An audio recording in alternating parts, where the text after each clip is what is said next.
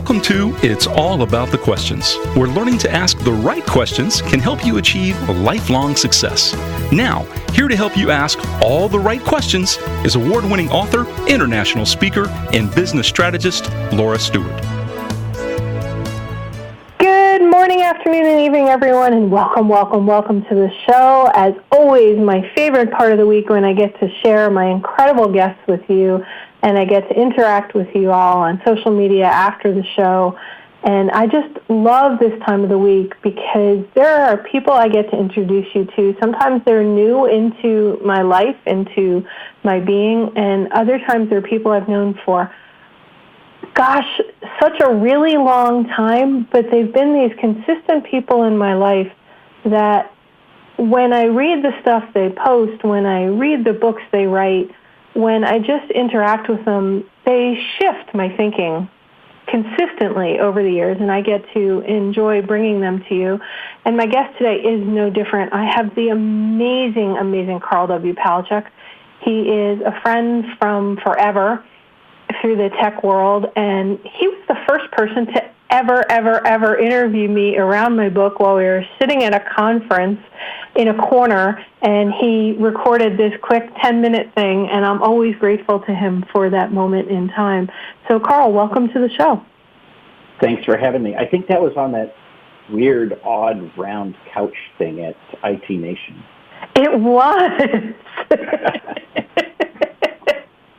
It was, and we pulled over to a corner, and I remember I was dragging a suitcase on wheels with copies of my book that I had just gotten advanced copies of, and I had just left the tech world, and I went to IT Nation, and they ended up giving me a pass to get into the exhibits, just because they're like, Laura, but you have to be here. So I remember wandering around giving out everybody copies of my book, and you were one of the first people to get a copy. Happy to have it. It's a good book, too. So thank you so much for that. And I remember the first time you were on my show, which was years and years ago when I first started this show, which was 4 years ago now. We talked about your book, Relax, Focus, Succeed. And I was handed that book by Arlen Sorensen way back when it first came out, because Arlen's like, you need this book. I did not know that. Yeah, it was at an HTG peer group or a small business thing, because one year he combined them with the peer groups with, I think it was an SMB event that you were involved with. SMBTN. Yes. And he's like, Laura, you really need this book. and he was so right, because he's like, you do so much, but you don't know how to relax at all. And it's starting to hurt your health and your life and everything else, and he handed me the book. Oh, very cool. Now I know that story. I've never heard that before. Well, you see, you learn something new every day, and I know my listeners are going to learn a whole bunch of stuff by having you on the show. And, I was reading a recent post, an email that I got, and we're going to make sure that everybody knows how to sign up for your Small Biz Thoughts newsletter. And I know it has a lot of tech stuff in it, but there's so many other beautiful things for anybody that's not in the tech world. And for those in the tech world, you definitely need to be getting onto his mailing list. But I read the latest newsletter and it said, how did it get to be late September? Nothing happens by itself. And I'm reading it, Karl, and it says, by the 13th day of travel this month, you were heading home. You went to a whole bunch of different events. You went over to Scotland. You saw our buddy Richard Tubb, who's been a guest on the show. You went to multiple conferences. You flew from, you dealt with the celebration of life for your brother Arlen, which that's a whole other conversation, but my heart goes out to you. Thank you. You posted your first Friday newsletter inside the community, recorded 3 podcasts, wrote more than a chapter in your next book, taught 3 online classes, had 4 coaching consulting calls, posted 2 SOP videos, wrote 2 blog posts, and helped several folks who were looking for stuff in your community. And I got exhausted just reading that paragraph. And well, you have to remember that the big picture for me is always balance, right? So right. even though it sounds like a lot, some of it is schedule, right? Like I put out a video every Friday, and so whatever it takes, I make that happen, And then other stuff, it comes up, and I slot it into available time, and so it's much more manageable than it sounds like. So how do you manage it? Because that is one of the hardest things for entrepreneurs to get. I was working with a client last night. He's trying to transition, he's building to transition from a full-time day job to his passion, which is a photographer in the environmental space. And in 8 months, he's gotten some scheduling much better and everything, but he's still struggling with how do you fit all these things in? So how do you do that, Karl? Well, so I have to admit, I am not like most people. In 2011, I literally wrote down, I want to write more, I want to speak more, I want to travel more. And I have since then recreated my life and recreated my work so that's what I do. I write and I speak and I travel. And so, I have a discipline of making sure the big stuff gets done. So I write a minimum of 1 book a year. And I have a discipline of making sure the little stuff gets done, like that the podcast goes out, the video goes out, right? The newsletters go out. And another thing that's really important is that I leave blocks of time in my schedule. And too many people schedule themselves in 15-minute increments, and their entire day is jam-packed. And, of course, the only thing that can happen in that situation is that one thing goes over by 1 minute, and your entire day is destroyed. And then that flows over till tomorrow and tomorrow and tomorrow. And so I don't do that. I leave these work-sized blocks of time so that when an empty block comes up, I can choose, what am I in the mood for? Writing, reading, creating a video, talking to my staff, working in my community, right? I can fill in whatever is the most important thing that needs to be done at that point. How much time do you leave free in those blocks, or does it vary depending on the day or the week? So it varies, partly because of travel, but, on an average week, I will have at least one day where I have no appointments. Like there's literally nothing on my calendar for the entire day, and I don't let anybody put anything onto the calendar. And then I frequently have 2-hour blocks. 2 hours is enough time to finish up what I'm doing, start something new, make some progress, finish that up, and then go on to the next thing.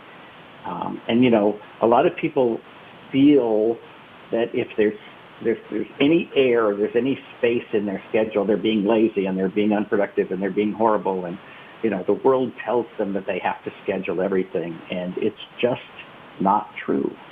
You need to leave space for goodness to happen, right?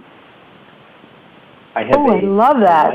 Leave space for goodness. A life coach who always uses this phrase, like, leave space for this person that you were angry with to come back to you. Leave space for, something good to come in. Leave space, right?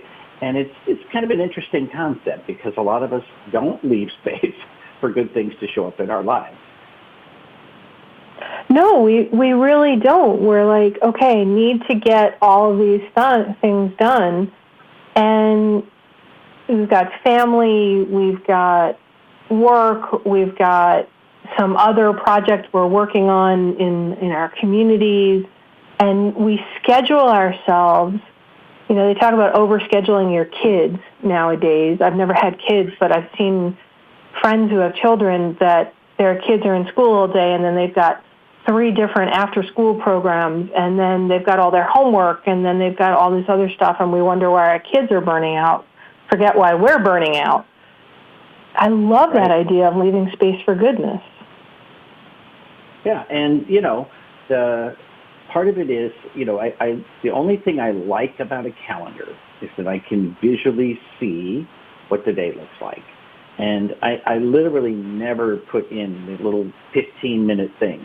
It would drive me insane, to see that I have 42 things scheduled today. I have the big blocks and the necessary times. Pretty much the only thing that goes on my calendar is when I have to interact with somebody else, right? So your show is on my calendar, but, for the time after that, I don't list the things that I'm going to do in my office, because when I move away from the calendar, then I work from highest to lowest priority. And I didn't know last week what was going to be the highest priority thing in my life this morning. So I couldn't slot it into the calendar, right? And sometimes you do, but for the most part, interacting with other people goes on the calendar. Working on priorities is what fills in the spaces in between. Okay, so because this is something I literally had a conversation with the other day. They said, how do you figure out your priorities because life happens? And because they were having a struggle of, well, I want to do this and I want to do that and I want to do that. I need to do this, I need to do that.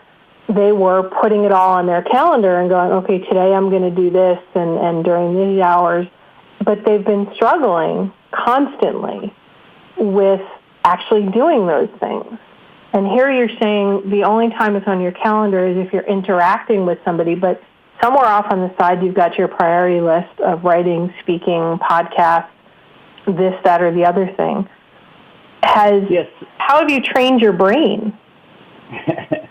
Well, again, some things are easy. Like I remember I read an article, 20 years ago. And it was about, basically it said, on Tuesdays we have lasagna.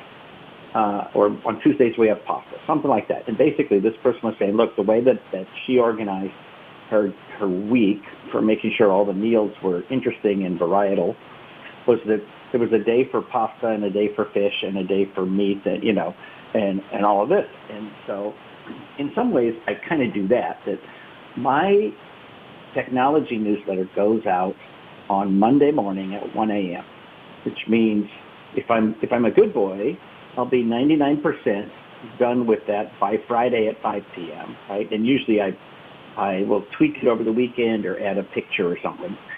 But for the most part, that means by Friday, 5 p.m., I got to be done with that newsletter. And then my Relax, Focus, Succeed newsletter that actually people can just go to relaxfocussucceed.com and sign up for that. So that newsletter goes out either the beginning or the end of the last week of the month. It's not a set date. And so that one's like, it's got to get done, but it's not super, stressful. There's no hard date to it. But the weekly one is every week, for now 20 years. And other things like videos got to go out on Friday. So some of those, I'll do 3 videos in a row and then use scheduling tools to make sure that they go out for the next 3 Fridays while I'm traveling, stuff like that. So it's a combination of, when I have one of those open blocks, I figure out what to do, then I use my scheduling tools to distribute it to the universe. Right? Okay. So it appears that I'm far more ambitious than I really am. I'm shockingly lazy. I just, I use tools to make it look like I'm busy. It's so funny because Richard Tubb used almost those exact same words when I had him on my show a few months ago. He goes, I'm shockingly lazy, so I've learned how to get things done so that I can be lazy. Happy to have something in common with Richard. Oh man, I knew you guys were very alike in a lot of ways, and now I'm finding out even more. Well, and we also, thoroughly enjoy spending time together. So I visited his hometown of Newcastle upon Tyne recently. So I was going to a conference, and it's for people who run membership associations. and it was in Newcastle. And so he took me around, and we spent the day just enjoying the city. And then I wanted to, I like beaches, so even though it was very cold, I took some time and I went off to this beach where I could put my toes in the North Sea. It's like, I'm never going to do this again probably because it's too cold, but it was worth doing, So, but yeah, I enjoy spending time with him, and we kind of keep track of each other. So he was going to New Orleans a couple of years ago, and I was doing my road show in New Orleans. And so I said, hey, you want to speak at the road show? And he said, oh, that would be really cool. So he and his wife met me there, and then we hung out for a day, and then he talked at my road show. So it was very cool. Not as cool as the water was, but very cool. Exactly. Which leads me to another thing, because you happen to be one of the punniest and funniest people I know. And if you go up to Facebook and friend Karl on Facebook, just know that every day, sometimes multiple times a day, these ridiculous, punny, funny posts will happen. How do you maintain that level of joy and fun in your life? Well, I am extremely lucky to have had two amazing parents. And I have 5 brothers. When I was young, we had 5 brothers, and so there were 6 boys altogether, plus mom and dad. And we had this big round dinner table, and every day, part of our routine was that you go around the table and everybody says what you did today, something that was interesting, and you tell a joke. And so, or talk about something funny that happened. And so literally, humor is built into our lives. It's built into kind of who we are as individuals. And so it's the same thing. I get together with all my brothers, and there will always be some spontaneous half-hour or hour-long period where all we do is somebody starts telling jokes, and somebody tells another one and another one and another one. And so I have enjoyed humor my entire life. It's been built into me that it is a good, necessary piece of your life. And there's lots of research that says that, the way to being is through doing, right? So the way to be happy is to do things that are happy, right? So, even just forcing yourself to smile when you're feeling depressed improves your attitude, right? So there's, for me, I just build humor into what I do. Where do you come up with your material, though? Because I've never seen the stuff you come up with. Well, so obviously some of it is just things that I have collected over the years. I have probably a 3-foot shelf of humorous books and jokes and so forth. I've been collecting joke books and puns since I was a kid. And so that's a piece of it. But also just the way my brain works. I love words and I love wordplay. So if you say something, like a word, and then my brain immediately thinks of something that either sounds like that or that sounds the same but means something different. It's just, my brain just instantly does that. So I would say probably of what you see on Facebook, on any given week, say maybe 75 or 80% comes out of a book where I just literally flip to the page and I look at and go, oh, there's a good one. Or the rest of it is something that I was fishing around on the internet or reading something and something popped into my head. So that's the other 20 or 25%. How do you feel that humor factors in with your ability to really get things done? Well, there's a couple of pieces to that. One is I do think that the positive attitude is related to that. I get up and I think about, one of my perspectives on life is, what will make this enjoyable, right? So that's huge. Another thing is in working with others, humor diffuses stress. It makes people smile. It gets people to engage. I've been speaking publicly for more than 20 years, and I get one piece of advice all the time, literally, even when I was in Toastmasters when I was a kid. Don't start with a joke. And you've seen me speak. I always start with a joke. I 100% ignore that advice because it sets a level where people say, okay, this guy has got something interesting. Maybe they may not even think it's funny, right? But they hear people laughing and they go, oh, wait, I should pay attention. And then it kind of sets them like they're kind of ready for there to be another joke somewhere along the line. And so if I say something in my presentation that's a little bit funny, they're actually going to think it's funnier than it is because they're sort of set to move in that direction. And I wouldn't say I tell jokes other than an opening joke. I don't actually tell jokes during my presentation, but I try to be humorous. And I think it draws people in. It warms them up. It's not, sometimes a message can be so serious that it gets people into a mood of being a little bit, maybe not depressed, but, very stern feeling. And I can deliver a stern, solid message without feeling preachy because, I just had them laughing and now I've had them thinking about something serious. And so I can make that transition and it helps them hear that message in a way that they might not have heard it otherwise. I think Toastmasters always tells you not to lead with a joke because so many people can't. They just can't deliver it well, and it doesn't fit with their personality, so they're trying to be something that they're not. For you, it really is who you are. Right. Yeah, I mean, it literally is like what I enjoy doing and how I enjoy seeing the world, and, so why would I not do that? Yeah, you're showing every aspect of your personality and being completely authentic in the process, which is a key to your longevity, Karl. Oh, now we're going to talk about my age, huh? Well, we're similar of age. Well, not quite. I think I'm a little bit younger than you, but yeah, we're not going to talk about the mental age either. Which often is very different than the actual age. But, right. Well, my mental age is definitely lower than my actual age.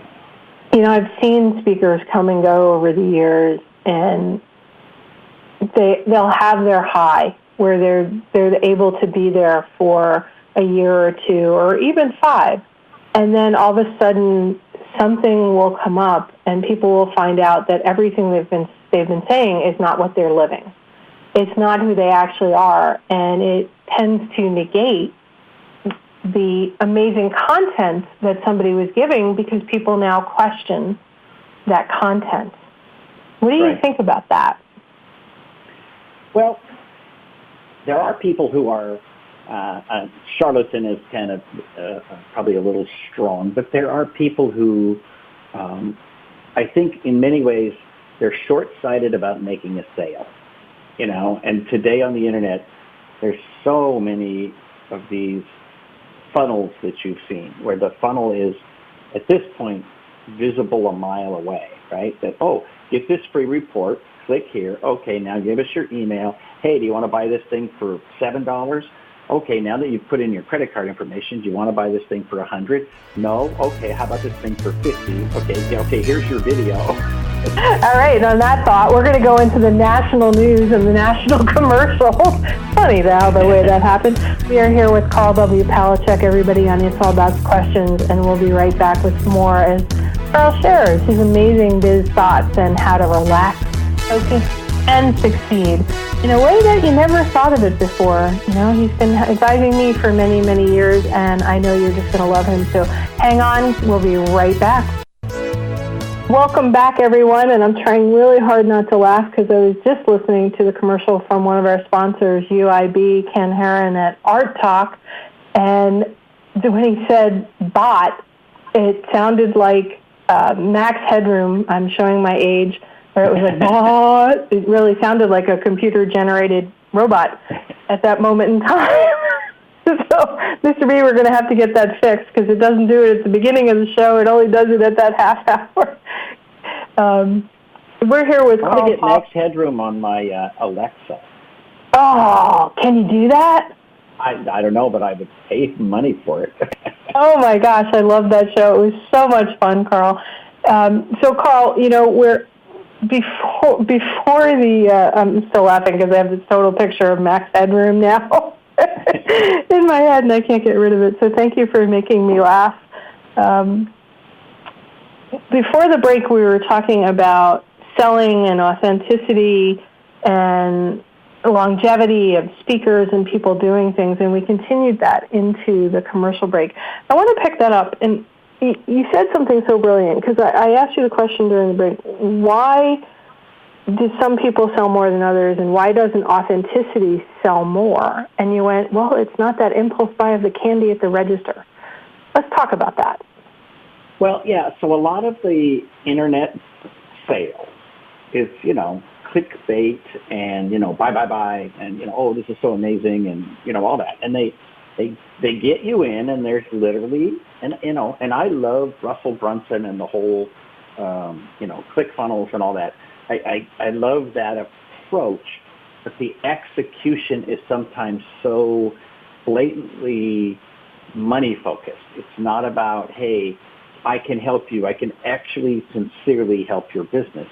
And, the truth is, if there's a long play where what I need you to do is engage with me, read this book, take a class, there's like a 1-year process that's going to get your business up to the next level.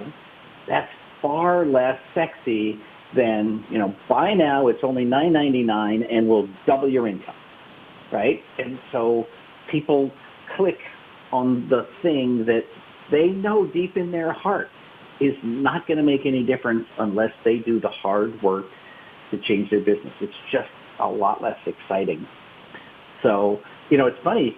I have an assistant, Kara, who's, the community manager for my online community.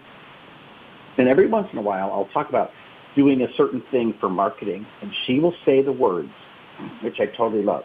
She will say the words, does that really fit with your brand? Right? Because my brand is not high-pressure sales. My brand is not clickbait. My brand is not chewing gum at the checkout counter.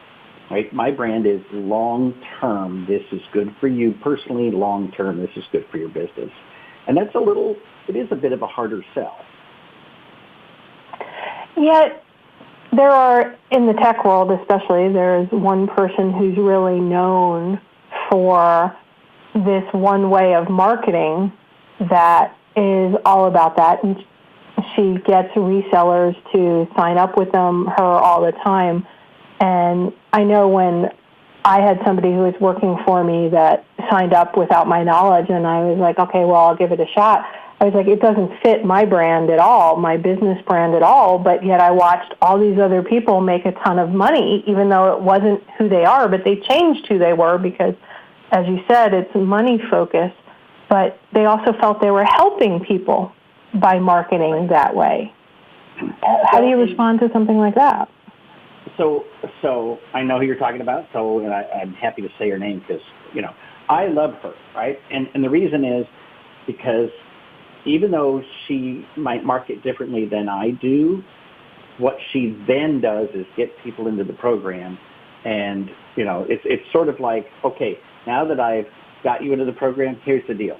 You have to work your tail off for years to build up this business and make it be as amazing and successful as you can. And she pushes everything in that direction. So it's sort of like she sells herself as a marketing person, but when you get into her program, it's like, okay, so you have to revamp your hiring process and your client onboarding process and your delivery process and how you package and how you bundle, right? It's like basically she's an over-the-top business coach. Marketing is what she does best, so that's how she gets people into her program. So in the long run, I love her approach, although that marketing, that way of marketing isn't necessarily the way that I would do it in my business. So back to your original question, which is about people who, they these speakers come and go, and some of them are fraudulent, and some of them have lasting power. What you do in the long term is who you are, right? And so there's the piece of how do you get people in the door, and then there's a piece of how do you treat them for the next 5 years.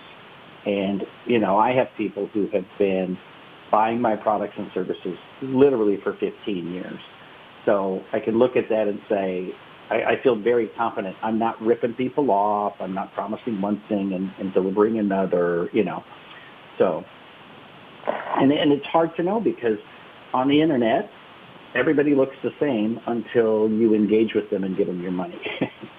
Yeah, and that's another really interesting conversation, Karl, because, the person we were just talking about, I respect the heck out of her, and we'll just say her name, Robin Robbins, because she's been around forever. She's consistent, and it works for a lot of people, and if it doesn't work it didn't work for me, I went in a different route with another coach that aligned more with me. But I think you said something really important, especially about Robin. She is authentically Robin. Right? And that is really important, that she's doing herself and helping others work their butts off, as you say. And the people that disparage her are ones who left the program because they weren't willing to work their butt off. They're the ones that thought they were just buying the candy and it would instantly work. Yeah, and I've had people that, so I have this online community for IT professionals, and I've had people who say, hey, I'm not really getting anything out of this. Can I cancel my membership? And I'll say, okay, well, let me just look. So you haven't taken any classes. You haven't downloaded any books. You haven't downloaded any audio programs. You haven't downloaded any you're not making any effort whatsoever to get anything out of this. So, on one hand, if you stay, you can take advantage of all these things. If you go because you're never going to download an audio program and listen to it, well, then, you are in fact wasting your money if you don't do anything with it. And Robin's stuff is the same way. People say, well, this didn't work for me. Well, what did you do? Well, I sent out one letter to 100 people and I didn't get any response. And of course she's going to say, why would you? Who would respond to that, right? It's like there's not a system, there's not an effort, there's not an ongoing, program to get a response. Have you ever heard of Steve Olsher? No. Not in the tech world, but in the podcast marketing world? No.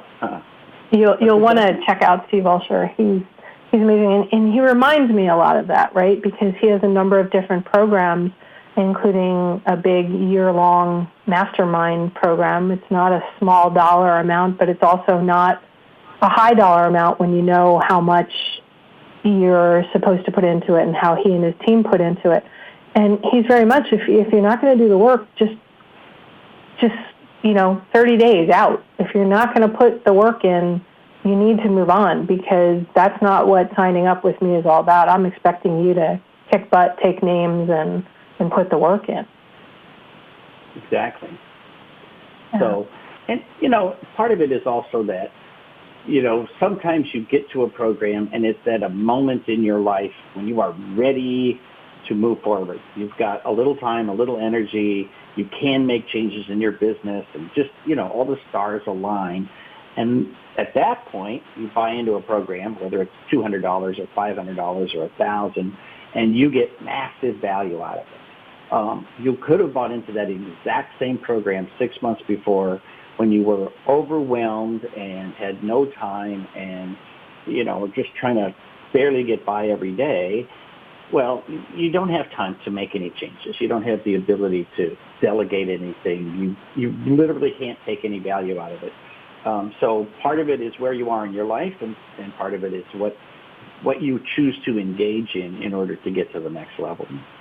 Okay, so what question would you recommend that my listeners ask themselves to know if they really are at the right or close to right point in their life to take on growing a business or starting a business or starting something new?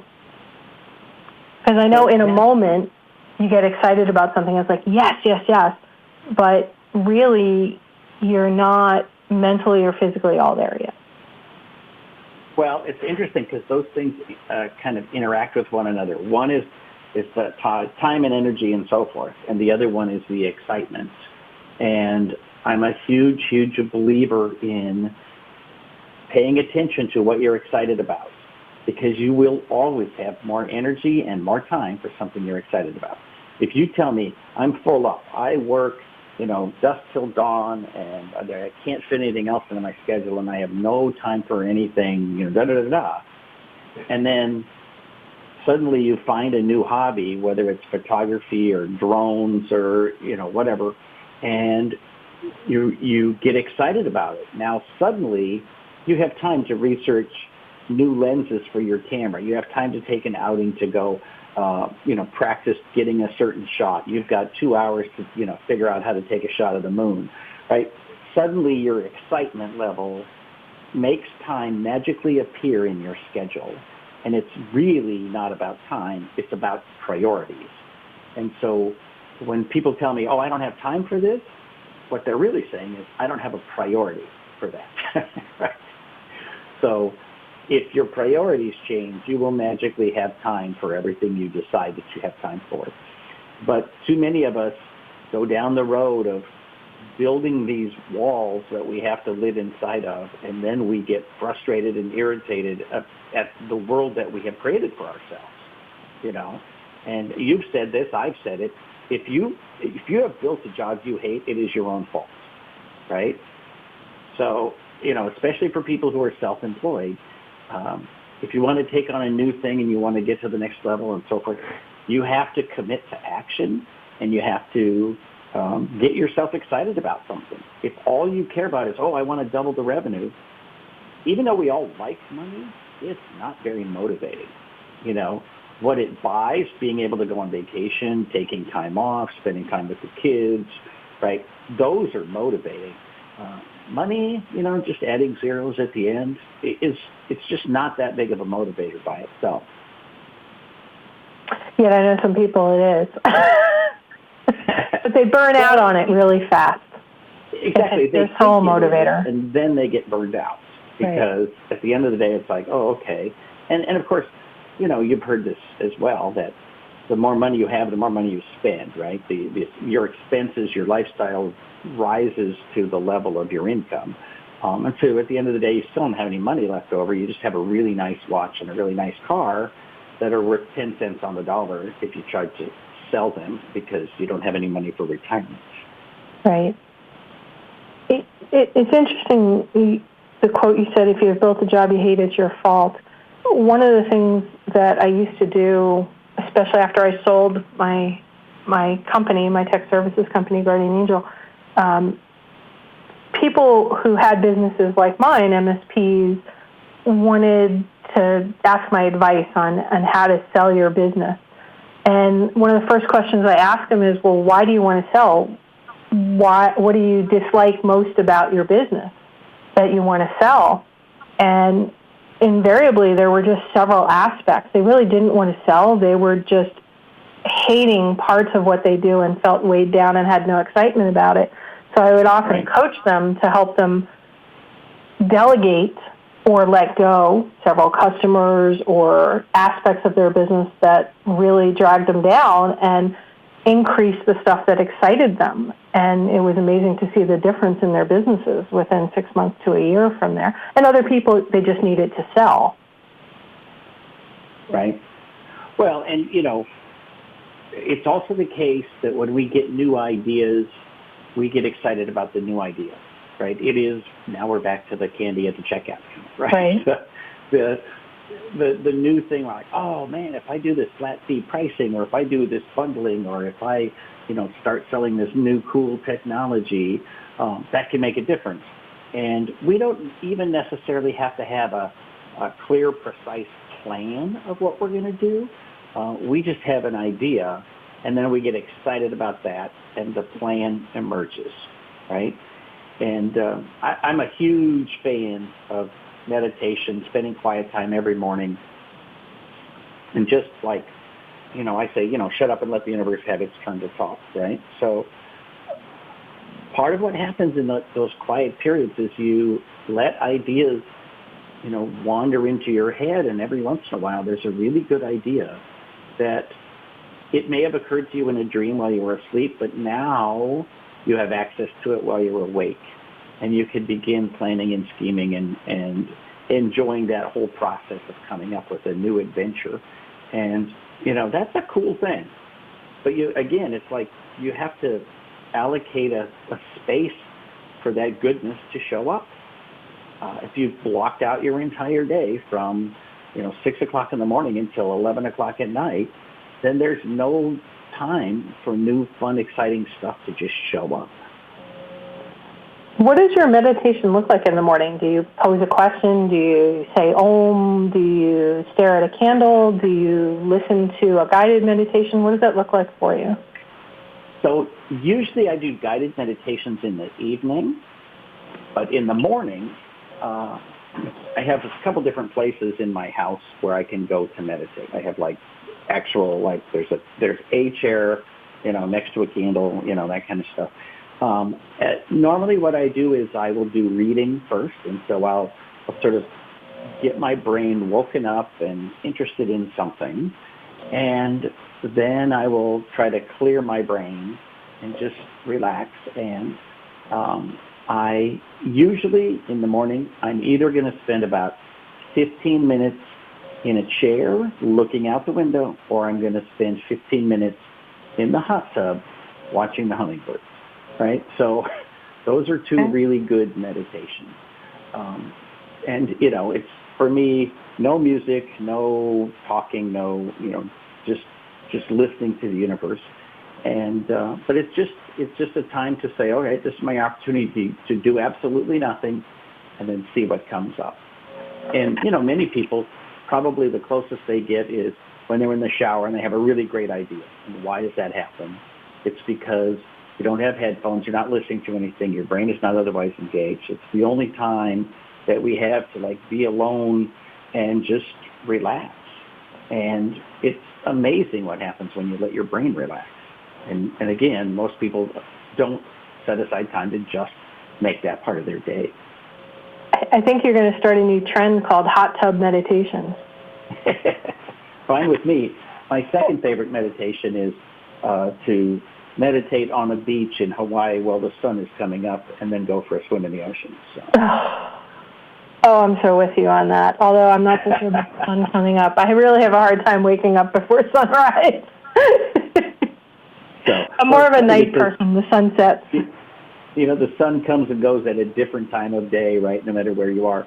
And so sometimes I'll be I was in Australia a couple years ago, and I was like, oh, man, I'm going to get up, The sun rose at 5:30 in the morning. I'm like, okay, maybe not. Because like you said, you got to get up, get ready, get down there before the sun actually comes in.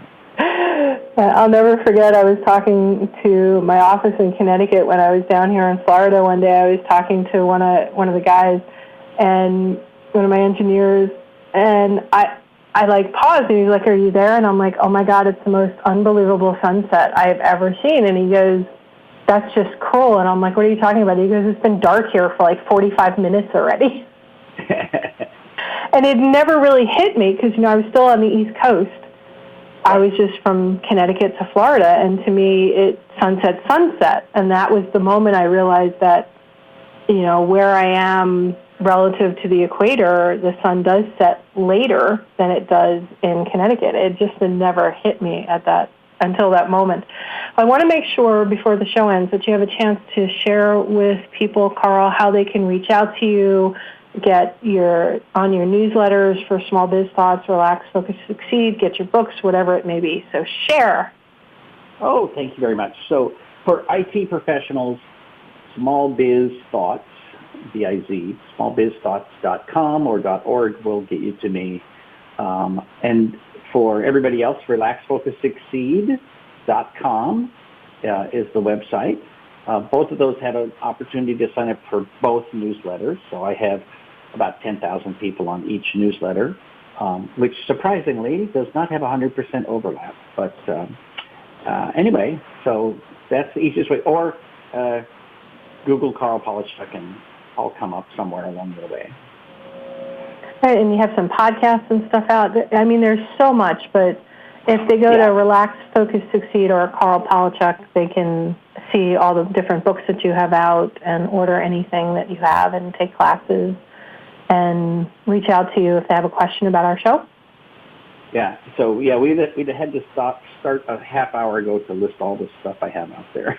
I know, right? It's just pages and pages and pages of amazing things, resources that you have available. And thank you. That's a real tribute to the legacy that you're leaving to the world, Karl, and I just want to acknowledge you for that. You've impacted many people along your journey in a positive way. Thank you. I appreciate that. So it's interesting because if you read Relax, Focus, Succeed, nothing has changed in the last 20 years. My purpose in life, my vision is to help myself and to help others to be more successful, right? And so it's all about balance. It's all about, just figuring out what works and what doesn't. And too many people just keep doing what they keep doing. And you have to start doing new things and stop doing old things. And that's, inch by inch, you work your way forward. Yeah, because you keep doing old things all the time, even if they're working, you never necessarily expand. Right. Yeah, and then people say, well, but I've been doing this forever, I can't get rid of it. And like, okay, but, whatever, you've been blogging for 5 years and you have 7 followers. It's okay to just stop doing that and go do something else. Or recommit, retool, redesign, push the reset button and then move forward. But don't just keep doing stuff because you did it before. I'm real big on if I drop something, I literally just stop doing it. I generally don't make an announcement. I redirect the web page to an essay I wrote on sometimes you have to stop doing things, right? and I move on. And I don't lose any sleep over the things that I have stopped doing, even if it was something I just dearly loved and I thought it was going to be amazing and change the world, and then nobody cared.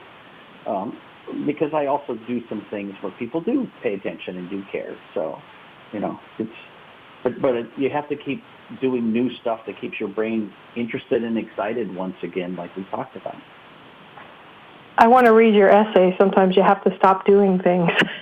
I don't think I've ever read that one. So, I'm gonna see if I can give you a website that redirects to it. Just testing it right now. Yeah. So go to promotionmonkey.com and it'll redirect you. Okay. Perfect. Yeah, and it's basically know when to quit, right? Right. Which is like a whole other conversation for another show because we only have like a minute and a half left to this show today. And that's such a big thing because a lot of my listeners don't know when to stop trying, like keep hitting the wall or trying to go around the wall or under the wall or over the wall. And then they take a couple more steps forward, but they never really seem to be able to get that to take off. But they're like, but right around the corner, it's going to change. And I'll give you a perfect example. Just recently, I have this Small Biz Thoughts. I've got this SMB community podcast, right? So it gets about 2,000 downloads an episode, which is good. And then I was looking at the stats. I also did it as a video, and only about 70 people a week ever watch the video. So I just doing the video piece of it. All right. So look at your statistics, see what's going on. Don't just assume it's going to change because it may not. Karl, you just gave me pages of notes of things that I just took from listening to the show and interviewing you. So thank you for being here with me. Thanks for having me. I appreciate it. It was fun. Yeah, it was so much fun. Last time you were on, it was the beginning of my interviewing career. So I'm really excited to have you back on now. And everybody can go to karlpalachuk.com.